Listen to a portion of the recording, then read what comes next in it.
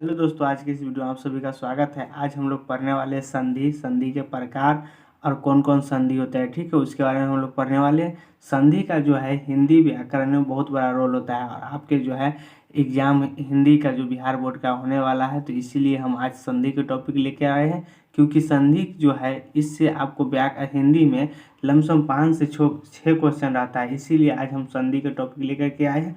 तो देखिए संधि किस प्रकार से बनता है। संधि जो प्रकार होता है वो 3 प्रकार के होते हैं: स्वर संधि, व्यंजन संधि और विसर्ग संधि।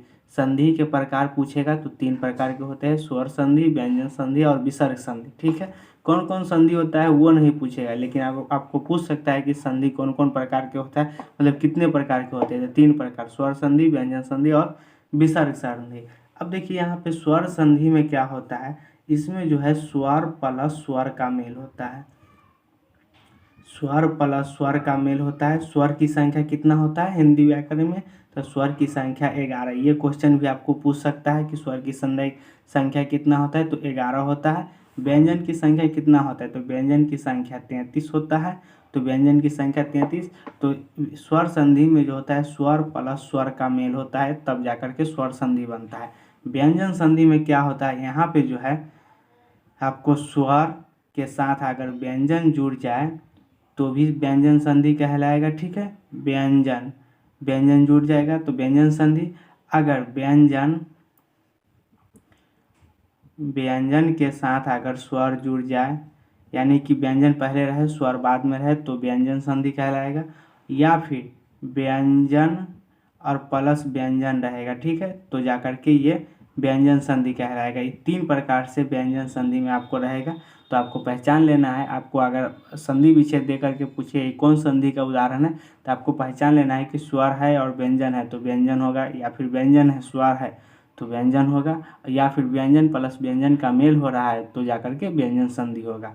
उसके बाद उसी प्रकार से विसर्ग संधि। तो विसर्ग संधि में क्या होता है कि जैसे कि यहाँ पे देखिए 2 विसर्ग है, तो प्लस स्वर रहे, या आपको व्यंजन भी दे सकता है। ठीक है, आपको यही विसर्ग से पहचान लेना है कि ये क्या है, विसर्ग संधि है। ठीक है, तो आप विसर्ग की पहचान ऐसे कर सकते हैं।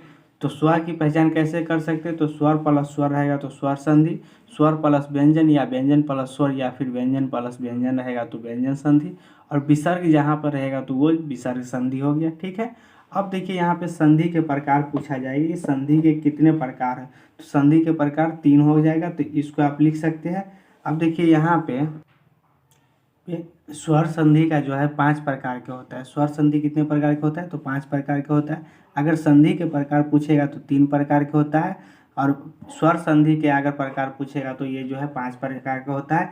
अब स्वर संधि में पहला प्रकार क्या है, तो पहला जो है वो दीर्घ स्वर संधि है। क्या है, दीर्घ स्वर संधि। दीर्घ स्वर संधि में क्या होता है, देखिए यहाँ पे जैसे कि आपको अ प्लस आ रहेगा, तो अ प्लस आ रहेगा तो ये दोनों मिल करके क्या बनेगा, तो आ बनेगा, यानी कि दीर्घ बनेगा। उसी प्रकार से रहेगा ई रहेगा, या फिर ये ई रहेगा, हर्षई दीर्घ ई हो गया, तो ये दोनों मिलकर क्या बनेगा, दीर्घ। दीर्घ मतलब बड़ा, ई हर्षिकार नहीं दीर्घिकार बनेगा। ठीक है, तो दीर्घ बनेगा, दीर्घी। उसी प्रकार से ऊ रहेगा, या फिर छोटी ऊ या फिर बड़ी ऊ रहेगा। ठीक है, ये दोनों मिलकर क्या बनेगा, दीर्घिकार, यानी कि दीर्घ से यह स्पष्ट होता है कि दीर्घ बनेगा, यानी कि दीर्घिकार बनेगा। तो आपको ये पता हो गया कि अगर जब छोटा बड़ा मिलेगा तो बड़ा ही बनेगा, छोटा बड़ा मिलेगा बड़ा, छोटा बड़ा मिलेगा बड़ा ही बनेगा। ठीक है, उसी प्रकार से आपको यहाँ पे संधि विच्छेद जब बनाते हैं तो आपको एक बात नोट में कर लिख लेना है। यहाँ पे हम लिख दे रहे हैं, जैसे कि संधि में क्या होता है कि प्रथम शब्द का अंतिम वर्ण, प्रथम शब्द का अंतिम वर्ण और अंतिम शब्द का प्रथम वर्ण, ये लेकर के तब जाकर के संधि बनता है। कैसे बनता है, सो देखिए जैसे कि यहाँ पे हम लिख रहे हैं, देखिए यहाँ पे है अ प्लस अ रहेगा, या फिर आ रहेगा, आ प्लस अ रहेगा, या फिर अ प्लस आ रहेगा। प्रकार सिर्फ आप समझते चलिएगा, आपको संधि विच्छेद में कहीं दिक्कत नहीं होगा। आ प्लस आ रहेगा, ये सभी जब मिलेगा तो मिल करके क्या बनाएगा, तो सभी मिल करके क्या बनाएगा, दीर्घ बनाएगा। दीर्घ मतलब आ ही बनाएगा। ये किसी भी प्रकार से रहेगा तो आ बनाएगा, यानी कि दीर्घ बनाएगा, दीर्घ बनाएगा। अब देखिए एग्जाम्पल ले लेते हैं, जैसे कि एग्जाम्पल में है महा, महाजोर आत्मा, महाजोर आत्मा। अब देखिए यहाँ पे क्या है, यहाँ जब हम तोड़ेंगे तो महा आ रहा है, तो यहाँ पे क्या बन रहा है, आ। फिर यहाँ से आ रहा है क्या, तो यहाँ से भी आ रहा है आ। अब देखिए आ प्लस आ मिलेगा तो क्या बनेगा, देखिए यहाँ पे आ और आ मिल रहा है तो क्या बनेगा, तो आ ही बनेगा। तो यहाँ पे आ बनेगा। आ को हम लोग आकार की मात्रा भी दे सकते हैं, जैसे कि कहीं पे देखिएगा, जैसे कि आ लिखा है, आ लिखना है, आकार हर्षिकार पढ़े होंगे, तो आ की मात्रा सिर्फ उसका जो है ऐसे करके हम आ दे सकते हैं, ठीक है। आ की मात्रा, तो देखिए यहाँ पे म जो है तो म तो अबे करेगा, ह है तो ह अबे करेगा, ह। यहाँ पे आ जो है तो आकार हम दे देंगे आ। यहाँ पे ई आ का काम खत्म हो गया, क्योंकि आ को हम यहाँ ले आए थे। अब यहाँ आकार हम दे दिए ऐसे वाला, ठीक है, ये वाला आकार दे दिए। आप लोग को पता होगा कि हिंदी व्याकरण अगर अच्छे से पढ़े होंगे तो आप लोग को पता होगा कि आकार ऐसे लिखते हैं, ठीक है। आ हो गया, फिर आधा त और म और आ देखिए म और आ, तो महात्मा क्या बन गया, महात्मा बन गया। तो इस प्रकार से आप लोग इसको बना सकते हैं। उसी प्रकार से देखिए एक और एग्जाम्पल ले लेते हैं, जैसे दूसरा एग्जाम्पल है एक जोड़ अंकी, एक जोड़ अंकी। अब देखिए क को जब हम तोड़ेंगे तो कौन दो शब्द में टूटेगा, देखिए यहाँ पे हम क को तोड़ रहे हैं, क को तोड़ेंगे तो क और अ, ये जो उच्चारण से पता चलेगा कि क में कौन कौन दो वर्णों के मेल से क बना है। तो पहला तो क है, दूसरा अ है, क और अ के मेल से क बनता है, ठीक है। तो यहाँ से हम क्या लिखे थे नोट में कि प्रथम शब्द का अंतिम वर्ण, और अंतिम वर्ण कौन हो जाएगा, अ हो जाएगा। तो हम यहाँ से हम अ ले लेंगे, प्लस यहाँ से प्रथम अंतिम अंतिम शब्द का प्रथम वर्ण, प्रथम वर्ण क्या है, अ। तो यहाँ से अ ले लेंगे। अब देखिए यहाँ पे अ प्लस अ के मेल से क्या बनेगा, आ बनेगा। तो यहाँ पे आ जाएगा, यहाँ पे आ लिख देंगे। अब देखिए यहाँ पे क्या लिखेंगे, एक एक लिख दिए, और उसके बाद आकार है तो आकार हम दे देंगे, तो आकार ऊपर अ है, अनुस्वार है तो अनुस्वार दे देंगे, आ की है तो फिर की दे देंगे। तो क्या बन गया, एकांकी। तो इस प्रकार से हम लोग क्या करते हैं, पहचान लेंगे कि दीर्घ स्वर संधि है कि कौन संधि है। तो यहाँ पे देखिए इसको आपको ध्यान में रखना है, दीर्घ स्वर संधि में कहीं भी दिक्कत नहीं होगा। अब देखिए यहाँ पे ई वाला से एग्जाम्पल ले लेते, जैसे कि ई रहेगा या फिर ये ई रहेगा, दोनों रहेगा। फिर एक में रहेगा हर्षई, एक भले दीर्घई, एगो में रहेगा हर्षई, फिर हर्षई फिर दीर्घई, या फिर दोनों में दीर्घ रहेगा। तो इसको कैसे बनाएंगे, तो इस सभी में क्या हो जाएगा, दीर्घ हो जाएगा। आपको पहले ही बता चुके थे, यहाँ पे हम बताए थे कि सभी में जब छोटा बड़ा मिलेगा, बड़ा छोटा मिलेगा, छोटा छोटा मिलेगा, या बड़ा बड़ा मिलेगा, क्या होगा, दीर्घ होगा। तो यहाँ पे क्या हो जाएगा, दीर्घ ई हो जाएगा, तो ये दीर्घ ई हो जाएगा। अब देखिए इसका एग्जाम्पल ले लेते हैं, जैसे कि यहाँ पे देखिए एग्जाम्पल में इसका है कॉपी, ये क्या है, छोटा ई है, छोटे हर्ष ई है, कॉपी जोड़ इस,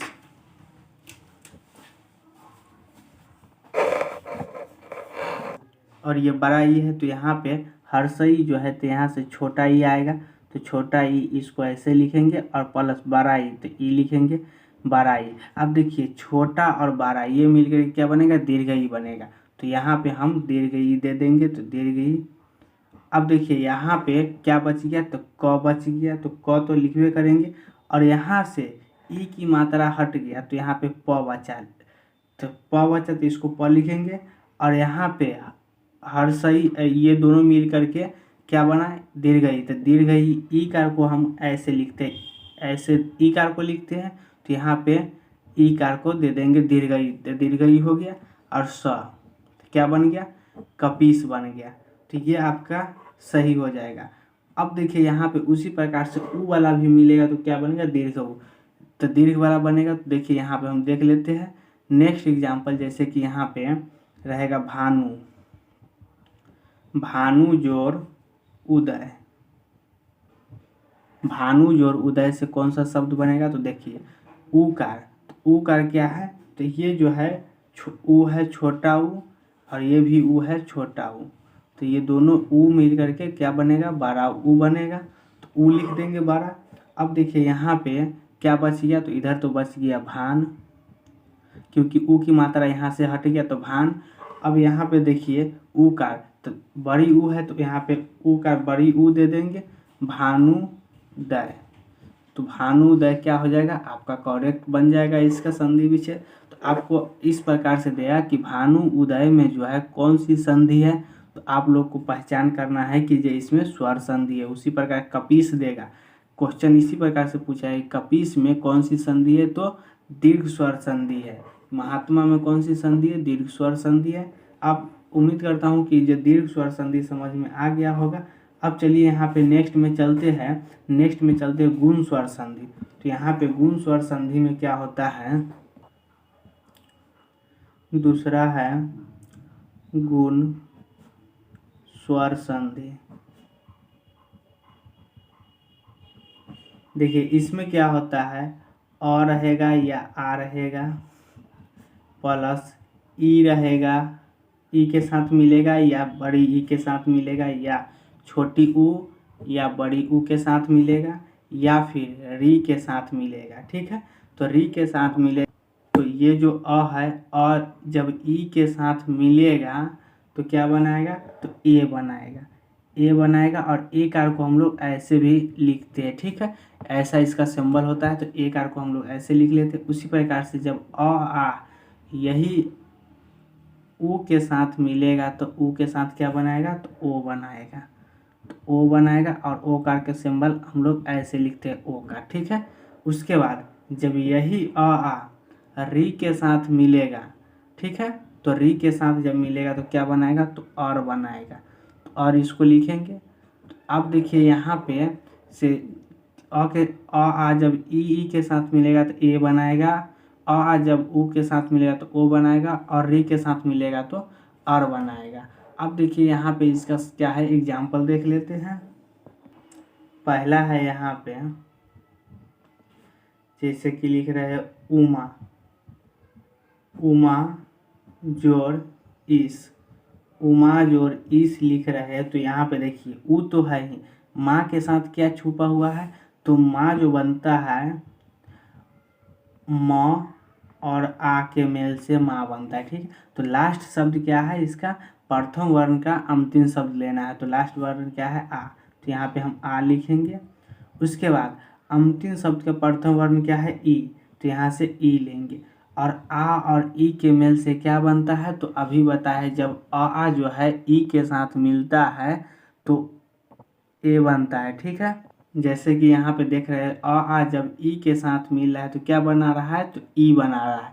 तो ए बना रहा है। तो आ ई के साथ मिलेगा तो ए बनाएगा। तो यहाँ पे भी आ मिल रहा है ई के साथ तो क्या बनाएगा, तो ए बनाएगा। और ए का सिंबल ऐसा होता है, हम अभी तुरंत बताए, ए बनेगा।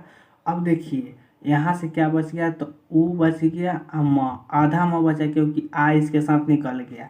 और यहाँ पे देखिए ए का ये दोनों मिलकर के ए बनाया तो मैं, और उसके बाद स बच गया। तो क्या बन गया, उमेश, उमेश बन गया।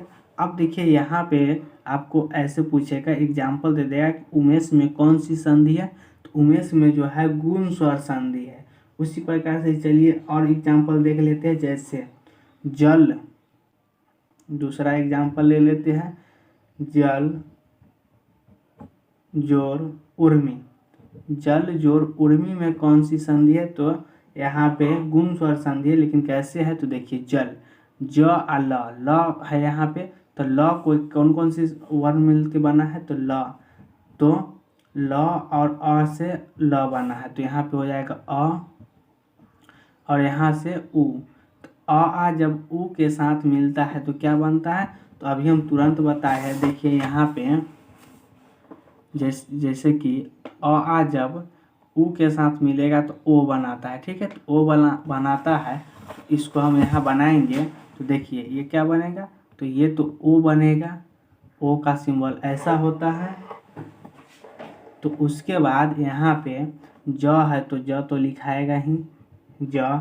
उसके बाद ल है तो ल लिखाएगा, लेकिन आधा ल, क्योंकि इसमें से अ निकल गया तो ल हो गया। अब यहाँ पे ओ कार आ जाएगा, क्योंकि ल तो लिख दिया, ये जो ओ कार बना तो ये ओ कार लिखाएगा। तो ओ कार लिखाएगा तो यहाँ पे जलोर्मी हो गया, ये इसका हो जाएगा करेक्ट। उसी प्रकार से और कई एग्जाम्पल होता है जो आप देख सकते हैं, ठीक है। अब चलिए नेक्स्ट की ओर चलते हैं। तीसरा हो जाएगा आपको महाजोर ऋषि। तो यहाँ पे आ रहा है तो आ लिखेंगे, और आ जब री के साथ मिलता है तो क्या बनाता है, तो आ जब री के साथ मिलता है तो आप लोग को पता होगा कि अर बनाता है, ठीक है। तो यहाँ पे अर लिख देंगे।